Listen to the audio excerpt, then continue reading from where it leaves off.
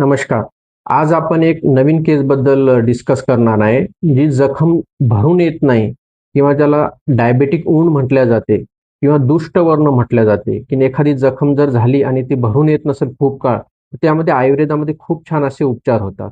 म्हणजे जर साधारण विचार केला आपण तर जखम झाल्या-झाल्या तिथे रक्त निघणे, रक्त गोठणे आणि नवीन ब्लड व्हेसल तयार होऊन ती जखम भरून येणे ही साधी गोष्ट आहे आणि नॉर्मल पेशंटमध्ये घडून येते म्हणजे आपल्या साध्या लोकांमध्ये.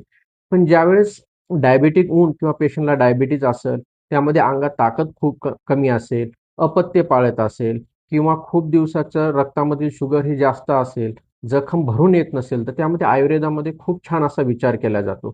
ज्यावेळेस जखम भरून येणे किंवा नवीन उत्पत्ती होणे हे शुक्र धातूचं कार्य आहे आणि एखादी जखम भरून मिटणे किंवा त्यावर पूर्णतः लेपन होणे हे कफ धातूचं कार्य करते. आणि ज्यावेळेस रक्तातली उष्णता वाढते, त्यावेळेस तिथे नवीन रक्त तयार होत नाही किंवा रक्त आले तरी जखम भरून येत नाही. असं एकंदरीत तिथे त्या पेशंटमध्ये घडून येते. पण आयुर्वेदानुसार जर त्याची इम्युनिटी छान वाढवली, शुक्र धातूचं कार्य जर वाढवलं, विकृत कफ जो असतो तो कमी करून कफाची क्वालिटी वाढवली, तर ती जखम लवकर भरून येते.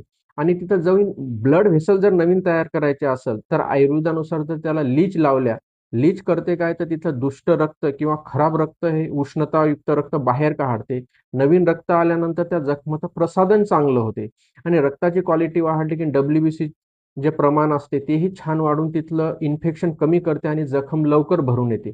सोबत जर पेशंटने आहार-विहार चांगला पाळला, म्हणजे साधं मुगाचं वरण जास्त खाणे किंवा पथ्यकार आहार खाल्ला, मिठाचं प्रमाण कमी केलं, उष्ण तीक्ष्ण पदार्थाचं सेवन कमी केलं, तर जी डायबिटिक वुंड असते किंवा कोणतीही जखम असते, ती लवकर भरून येते. आता आमच्याकडे एक असा रुग्ण आला होता, 70-75 वयाचा रुग्ण होता.